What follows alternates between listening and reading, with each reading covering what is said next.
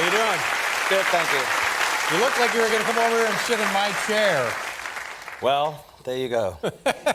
Me ambitious? Not at all. You know, you and I have something in common. I had, about a year and a half ago, I had quintuple bypass surgery on my heart. Right. And you had some kind of a deal on yours. I had a pacemaker fitted, yeah. Yeah. Oh, so it wasn't like they didn't open you up? No, they just about, I put a little coin thing up here and means I can't get frisked at airports, but I do get frisked at airports. Very exciting. And what was the, why do you have to have the, what does the pacemaker do? Why did you have to have it? It's just, I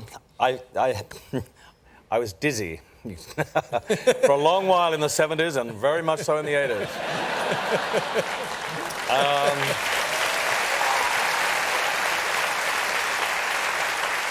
I was in the south of France and I just keeled over at lunchtime, that Chardonnay, you know, and I had to be taken to the doctors and they couldn't find anything wrong with me, so I went back to England and had 3 days of rigorous tests, and they put a kind of thing on you for 24 hours with a tape, and they record your heartbeat, and then they found out there was an irregularity, and they just said, solution is a pacemaker. Well, the word pacemaker, I associate it with my grandmother. She had one.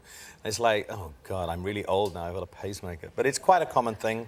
And, of course, it's given me more energy now than I ever did. Well, that's good. Now, but it's not working at all times. Is it only working No, I mean, as an it kicks in when it's the top half of my heart. The electrics weren't working sometimes with the bottom. So when that happens, it automatically kicks in like a computer. It's amazing. I mean, if I can get it checked out over the phone, if I'm in another country and they want to check me out, I can just put a digital phone over it, and they can print it out in England. Brilliant. That's amazing. I feel like Lindsay Wagner.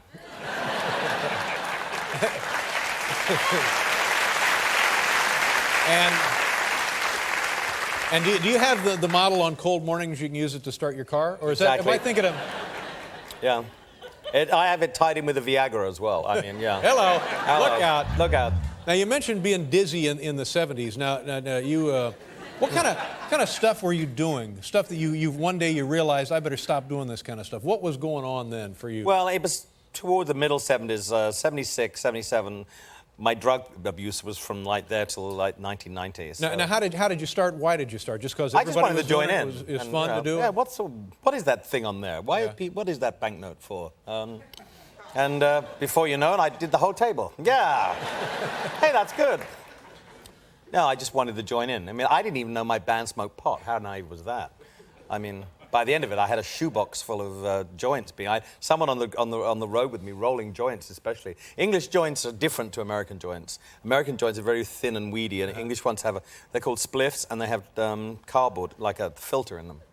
Wow. Yeah. Very advanced. Very advanced. Now was there a moment, some kind of a self-intervention there, where you said, "What am I doing here? I can't live and do this"? Or?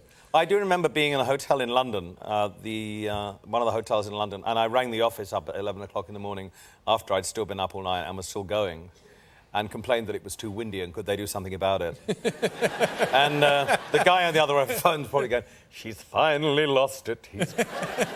It's time to take him away, folks." Yeah, I mean, there were times, you realize it was just actually admitting, and saying, right, I'm going to do it. And did your family and friends, everybody must have been worried about you? Yeah, my mother moved countries. She moved to Spain, yes. I live in England. She moved to Spain. Yes, it wasn't a particularly nice time for anybody. So you realized, though, this is self-destructive, and you're finally able to get yes, I did. alter your behavior. Well, good for you. That's great. That's wonderful. I got these things here.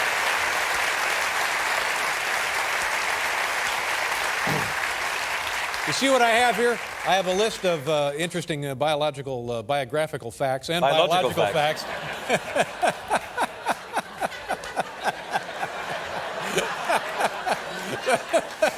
7 inches when aroused. Stop it.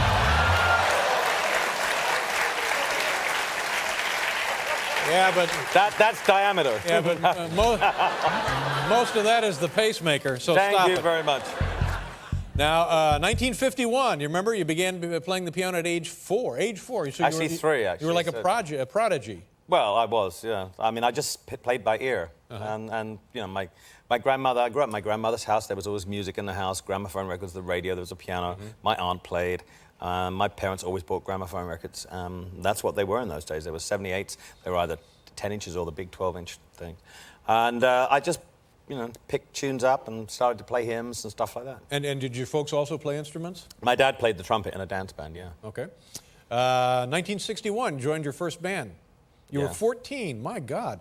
And you were playing hotels and stuff. Is that right? What kind of music? This is your life, isn't it? It's like kind of, yeah. I'm going to have all the horrible people in my life coming right out here. Going, oh, no, your first teacher. Ah!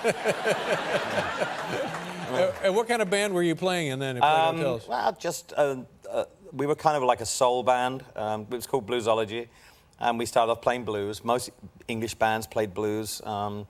We loved American black music, and we played blues. Jimmy Witherspoon stuff at 14. I mean, yeah, but that's what we played. And as a kid in England, what records from America did you really, really cherish? Well, all of them. I mean, all the good records came from America, even before Elvis Presley's, you know, changed the world. I mean, I was listening. I grew up with Nat King Cole, Frank Sinatra, George Shearing, all those kind of people. Kay Starr, Rosemary Clooney, Joe Stafford, you know, Johnny Ray. So, I mean, before the rock and roll bandwagon hit with Elvis, you know, my parents always, all the best records came from America. So you had exposure to that great music before age 14? My favorite piano player when I grew up was George Shearing. Wow. And then when rock and roll and Elvis Presley and everything started, I mean, that must have just turned you upside down, huh? Literally, yeah. I mean, I remember Elvis Presley, my mother bringing it home saying, I've got this record called Heartbreak Hotel. Listen to this, you've never heard anything like it. She used to buy records on a Friday night when she got a paycheck.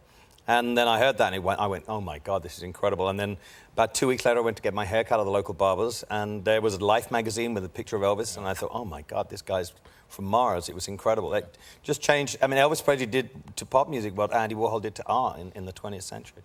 1966, 1968, it says here you met Bernie Taupin. Yep. Yeah. How'd that go?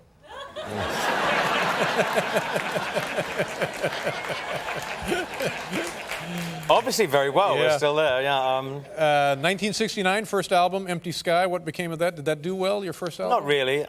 It came out in England, and it did in those days, you had to perform live on the road before you got a record contract. And I had a band together, just a three-piece, Nigel Olsson, Dee Murray, myself, and we made Empty Sky, and then, you know, we toured, and it was, you didn't get a record contract in those days until you performed, so we were just doing gigs and, you know, trying to get our name around, and nothing really happened, really, until the Elton John album came out with your song on it, which was in 1970. Yeah, that's right. Second album, Elton John, right. Top 10 single of your film. 1994, won an Academy Award for You Can Feel the Love Tonight. Can You Feel the Love Tonight? 1997, Candle in the Wind, the tribute, the song rewritten as the tribute to Princess Diana, was the fastest selling hit, not for you, but ever in the history of recorded music. And of course, you wrote the Broadway musical Aida, won a Tony Award for that, and on and on and on and on. 30 years straight with songs on the chart every year.